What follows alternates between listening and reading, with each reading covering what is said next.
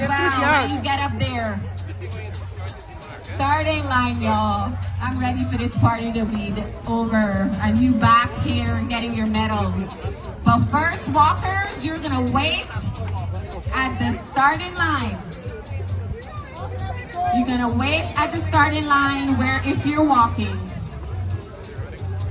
you're gonna wait. All right, I see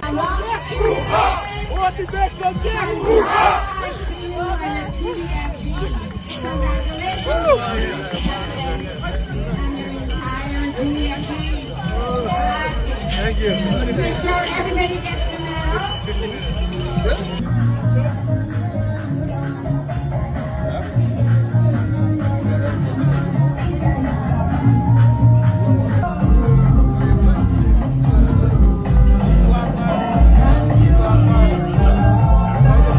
A strong focus in the 2025 budget will be on community investment, community infrastructure, and fostering the development and advancement of communities, whilst at the same time addressing community challenges and different areas of community development.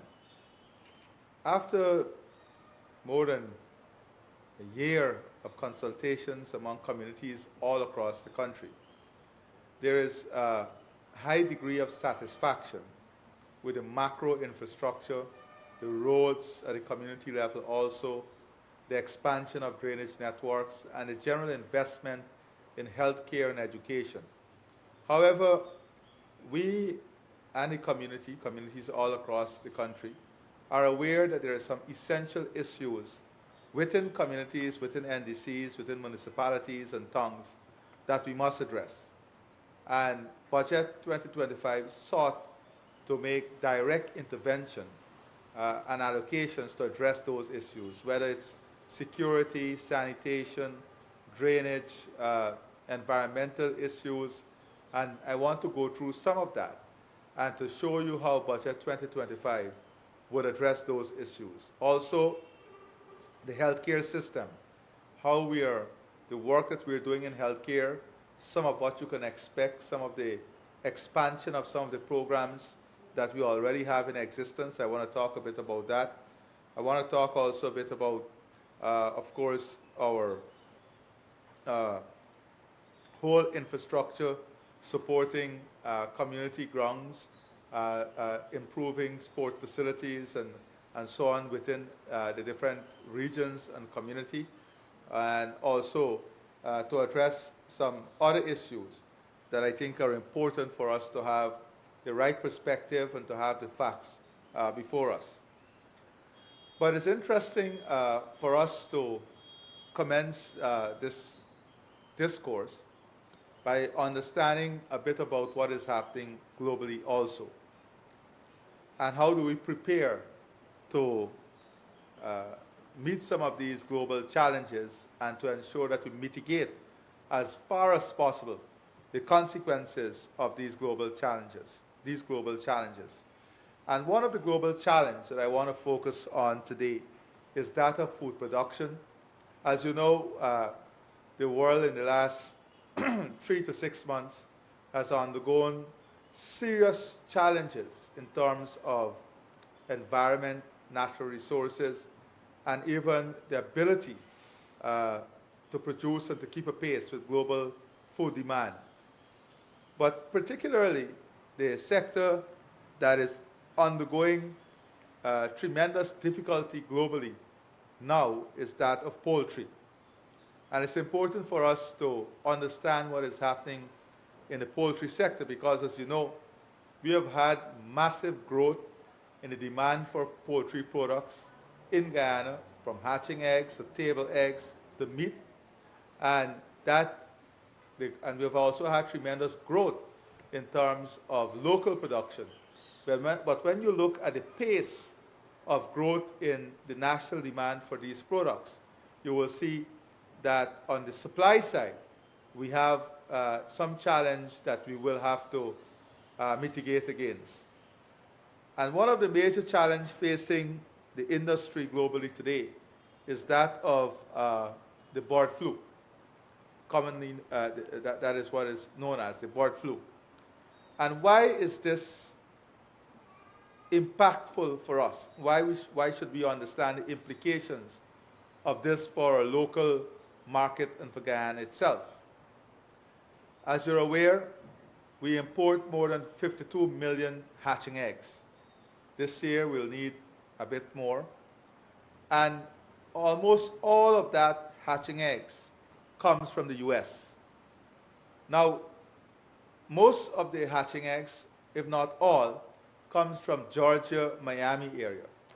Those are areas not affected as yet by the bird flu.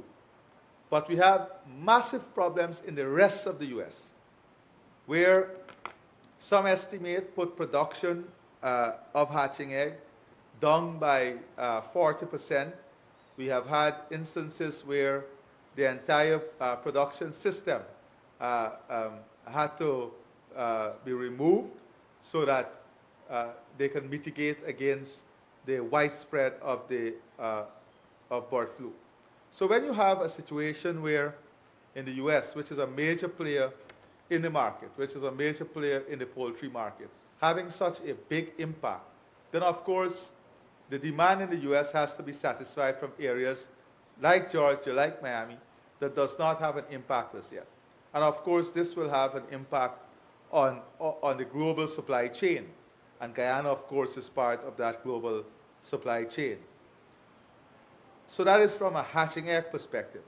When you look at the production globally, that is meat production, some estimate has the production declining by as much as 33%. And this is taking into consideration a very important fact. The second highest producer of meat and eggs on the market, which is Brazil. US and Brazil controls most of the global market. Brazil is not affected by bird flu. So if Brazil gets affected, then we will have major disruption in the global poultry market, and we have to plan against this. We have to plan and mitigate against these circumstances. Fortunately for us, our annual table eggs, which is about 5.5 million eggs annually, we have been able to produce that more or less locally. Because this is another area that is severely affected on the global market. And these effects, of course, would lead to price escalation and for many countries, imported inflation. So what are we doing in Guyana as we mitigate against this? As you know, we are trying to ramp up our production of broiler meat.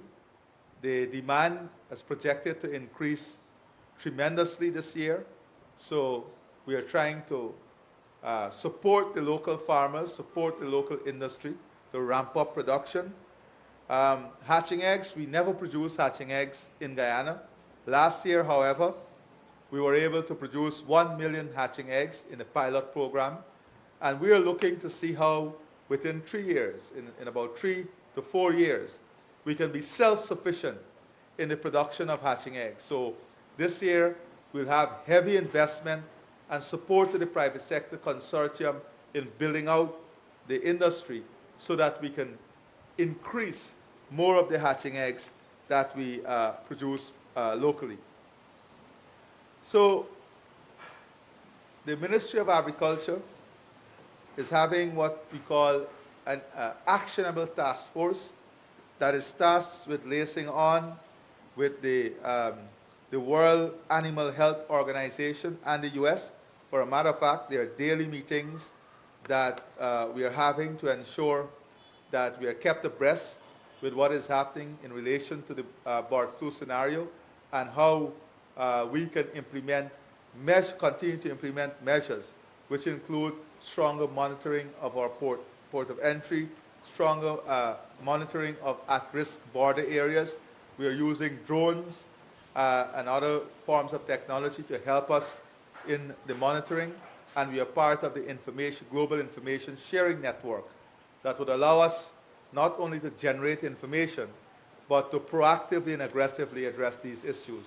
Because as you would appreciate, this can have severe implications in terms of our supply chain, especially if Brazil gets affected. So it's very important also for us to work closely with Brazil to ensure that their production system is insulated and secured against this bird flu scenario that we are faced with. So this is an important global situation that we are faced with, and we are looking at mitigating or reducing the effect of this challenge globally. So that is one of the first update I wanted to bring to you. Secondly, in healthcare. Now, I want us to have an appreciation for what we are looking to achieve in the healthcare sector. We want to, as we have said in the manifesto, develop a healthcare a healthcare system that is second to none, a healthcare system that is world class. And that healthcare system is not only about the public healthcare system, it is how we integrate the private healthcare system. How do we ensure not only do we incentivize, which we have done already, private healthcare, but how do we integrate the management of public and private healthcare? How do we have developed a shared platform for human capacity and capability, but also a shared platform through which our national health strategy, which is aimed at giving every citizen a basic equitable level of health care, how is it implemented across the board?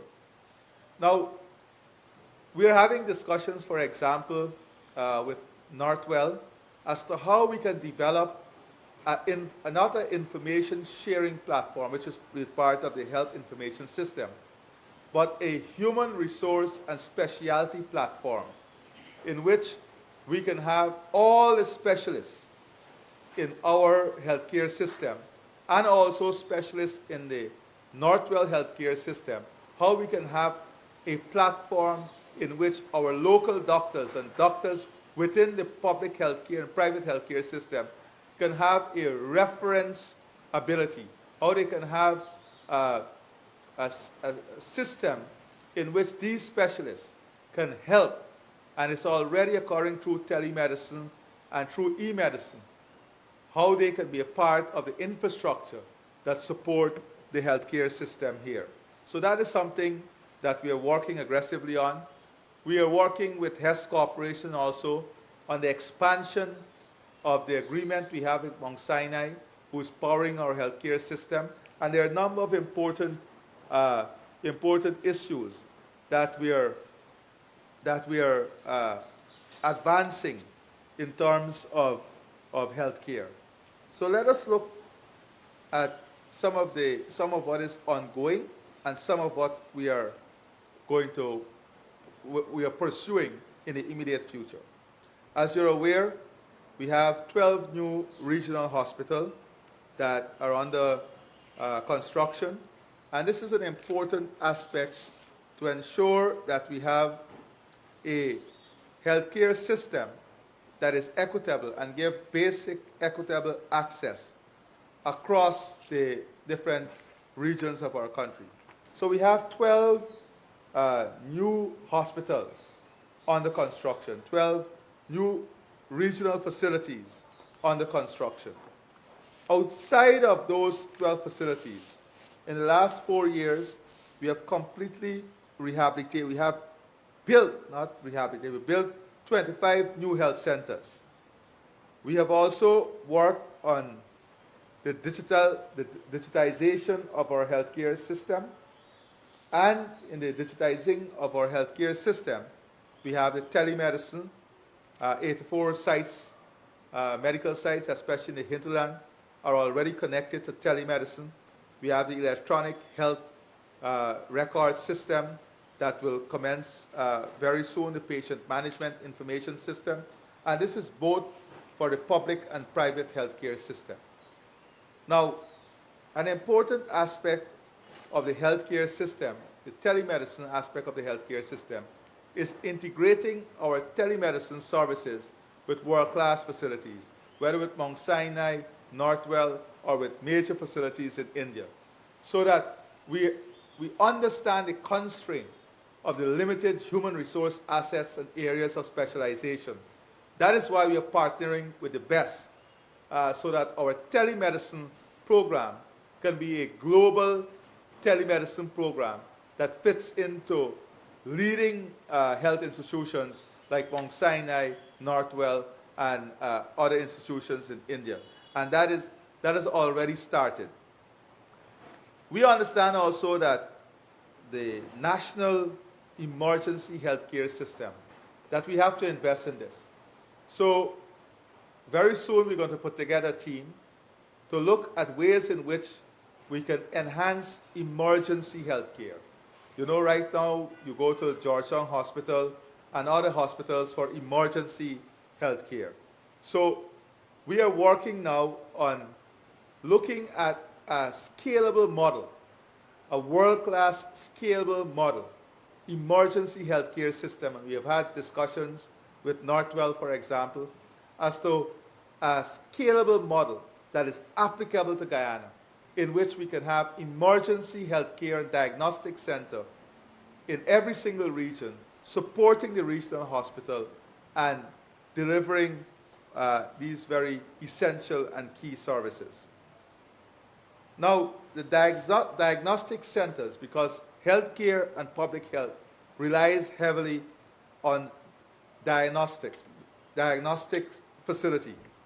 And the diagnostic centers that we are building across the country would have ultrasound facility, X-ray facility, CT scan facility, MRI facility, and now mammography machines are being installed. These are important facilities in the public healthcare system, but also invested in by the private healthcare that would give us that world-class healthcare system that we are building. The great news is that with Mount Sinai, we are now looking at the building of our Forest Oncology Center. And the center would not only be doing screening, we are looking to invest, of course, in chemo and radiotherapy to support cancer patients. Now we have to send these patients out of Guyana, very expensive. So the Oncology Center will be a world-class center that we're doing in conjunction with Mount Sinai, because as you're aware, these centers have to be managed. So in the initial years, there's the maternal hospital also, these regional hospitals. We are looking at how we can complement our local expertise with international expertise in the initial years, whilst we are training our local expertise and our local human resources to take over fully. So we are fully aware that we have to get the management structure, the health administration structure. We have to get support in specialty areas to help us in the management of these health facilities in the initial years as we build out the facilities and so on. But we are also not waiting for these facilities to be completed. For example, we have trained more than 3,707 young Guyanese in the healthcare system, whether it's healthcare administration, public health, nurses. 3,290 persons are currently in training. And these include nursing assistants, nurses, medics, lab technicians, pharmacy assistants. We have also, to support the expansion in the healthcare system, we have built 2 new nursing schools. In Essequibo, we have the nursing school scheduled to be completed in the last quarter of this year. We have the New Amsterdam Nursing School, which is scheduled to be completed also in the last quarter of this year. So we are also working with international partners to see how we can recruit nurses, medical technicians, lab technicians, how we can recruit specialized doctors so that these facilities, when they are completed, we will have the right human resource complement to support the world-class service that the facilities will deliver. A very important aspect of the work that we're doing also include facilities like rehab center. As you know, a lot of our persons are affected by stroke, and we don't have a modern rehab center. So this year we're going to commence the building of a rehab center that would look at comprehensive rehabilitation in different areas, and I give the example of stroke. Among men, one of the highest contributors to cancer is the prostate cancer. And then we have the issue of breast cancer among women and cervical cancer. We have started the program of screening for cervical cancer. We have enough data set now to inform public expenditure around that. This year, last year I know, we have had 13,000 PSAs for prostate cancer. We want to expand that program. So the universal health care voucher would address this issue. So we can know the scale of the issues we have in the top 2 most prevalent cancers in Guyana, and we can align our public expenditure against those priority areas when it comes to cancer diagnostics and treatment. Because we don't only want to diagnose, we are investing in the facilities to do the treatment. So that is where our focus is on. Not only the investing in the regional facilities, but also in these specialized areas that are critical to the needs of our population.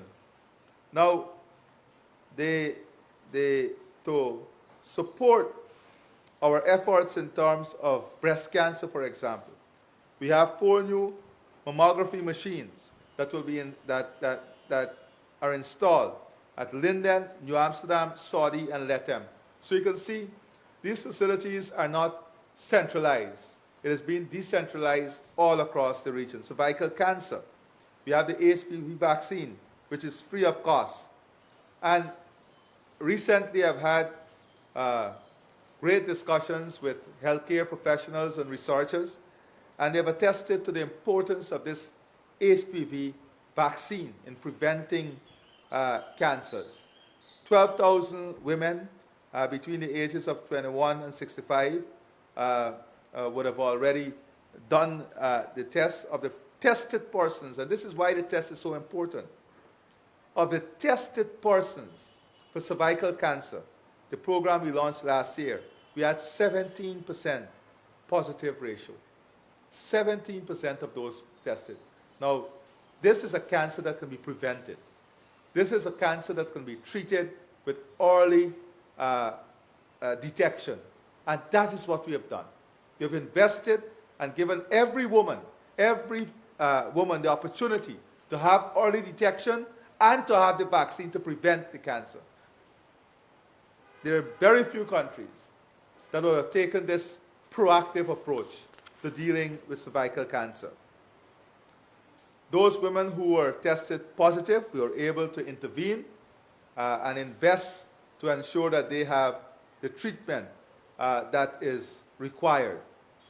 Now, when you look at men, cancer among men, in 2024, we did 13,688 prostate-specific antigen tests, which is PSA.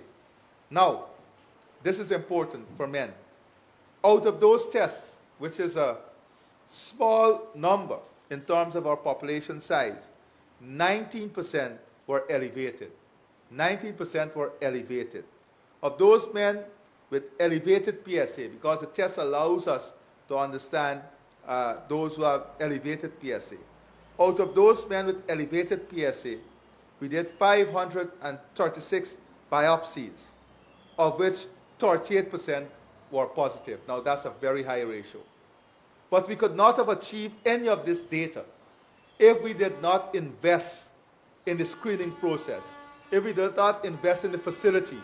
And this is why I want to encourage men and women to utilize the facility, because we can treat these things. These things are treatable with early detection. And it also reduces public health expenditure in the long term if we can detect early, if we can avoid. So we are working now to have a national program with Mount Sinai because the technology is also advancing where we can roll out this, and other tests that are applicable, that are high risk and applicable to us on a national scale, so that our public health expenditure now and in the future can be properly aligned to these statistics that I've just given. Importantly also is that this now allows us to align our public health education program, but none of this would have been possible without the investment that we are making in healthcare, without the investment that we are making in the expansion of health services.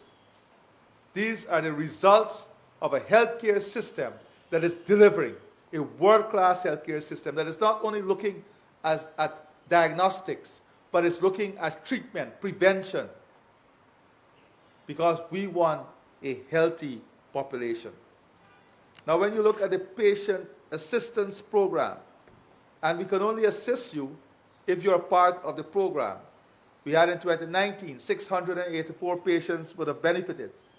In 2024, from 2019, only 684 patients. In 2024, an increase of over 700% across the board to almost 3,000 patients. Almost 3,000 patients, all benefiting free of cost. Dialysis. This, under the APNU-AFC government, they had 63 persons. 64 persons, let me not rob them of the one. 64 persons who benefited from dialysis received $300,000 each. Under the PPP civic government, look at that, is 2019 figure. In 2024, we had 550 persons who would have benefited from dialysis. And dialysis is now available in Region 2, 3, 4, 6, and 10. Not only more persons benefiting, not only more money going for dialysis, but the availability of the service now is not only in Region 4, it is now in Region 2, 3, 4, 6, and 10. And of course, we're going to continue the expansion of this service. Looking at another initiative that we launched, because it's important for us to understand the results of these initiatives. You had, in 2024, 68,320 eye tests completed. Almost 70,000 eye tests completed. And guess what? Almost 55,000 persons who had these eye tests completed were given spectacles, all free of cost.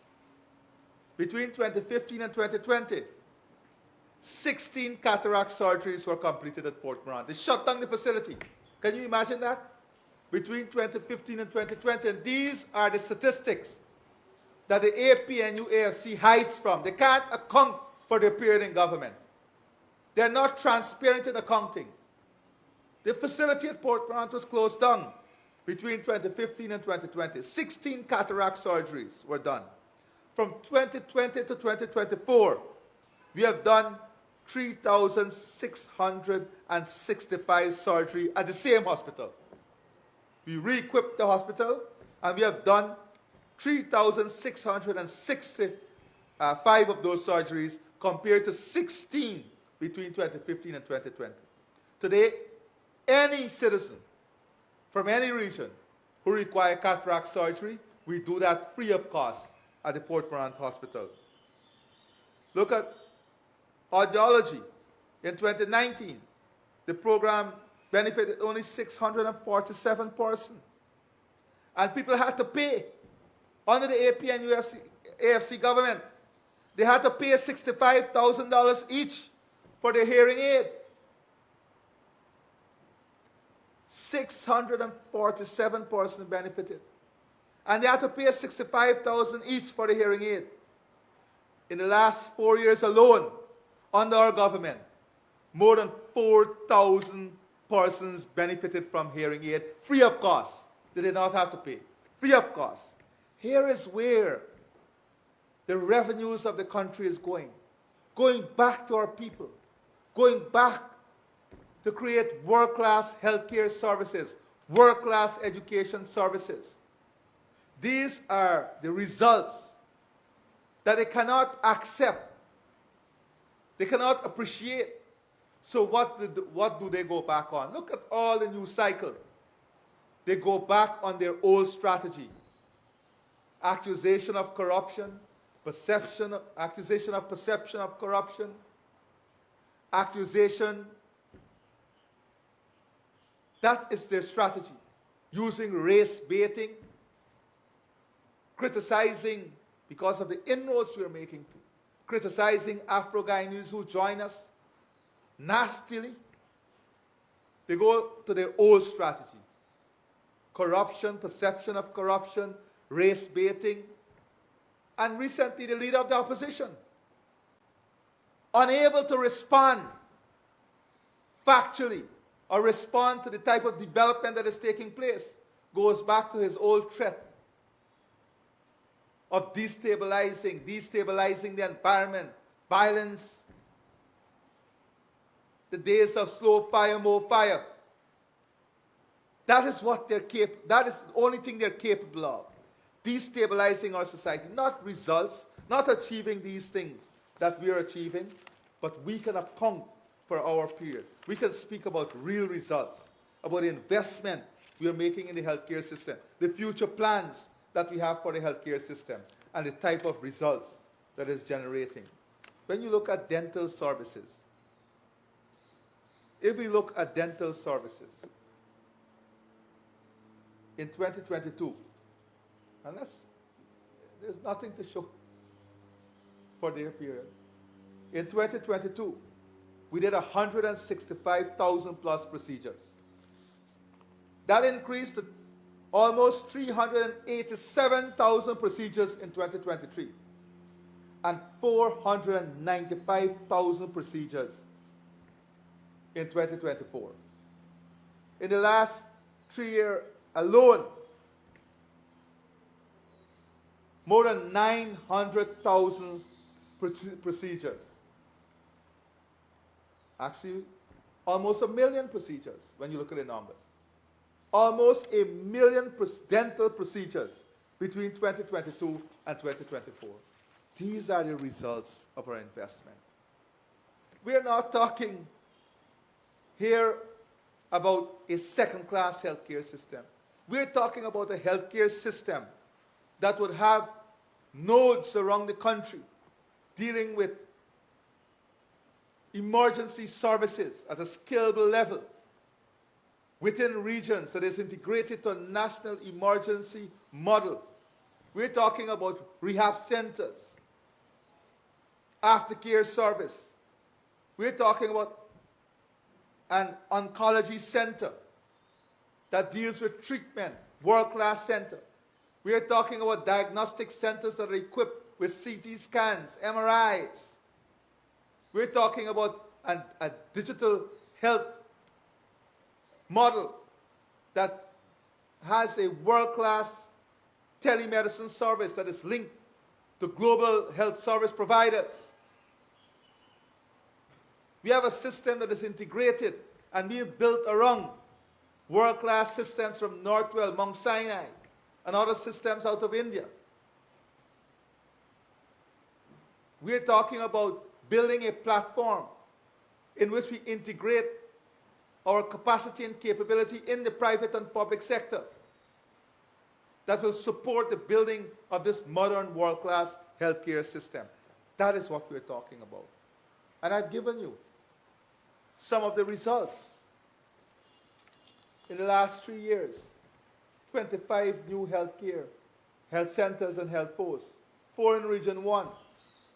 In Region 2, 1, we are building more in Region 2 this year, 6 in Region 4, 3 in Region 5, 3 in Region 6, 4 in Region 8, 3 in Region 9, investing in Region 10. These are the type of investments that we are making. investments, not to 2025, investment to 2028. Soon we'll be launching the new West Demerara Regional Hospital, which is expected to be completed by 2028. The Stroke Rehabilitation Center, construction will start in 2025, expected to be completed by 2027. The Oncology Center, construction will start in 2025, expected to be completed by 2027. The telemedicine sites that allows for video consultation, ECG, ultrasound. These are the investments that are bearing fruit. These are the investments that is allowing us to achieve this world-class modern healthcare system. Then let us look at another area. Let us look at what we are creating in our community sports facilities and what we are able to achieve in our community sports facility.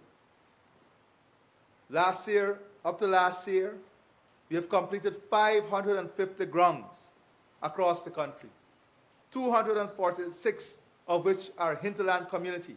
We've installed lights in 75 locations, because we understand quality of life and improving the standard of living. Quality of life and improving the standard of living is key. And having facilities, recreational facilities, sport facilities, that can help us to achieve this is an important aspect of holistic national improvement.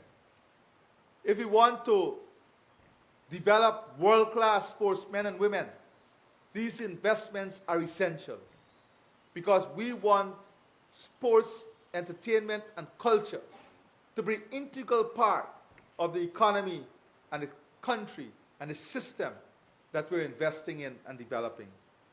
This year, more than 100 lights, more than 100 grounds will benefit from the installation of lights.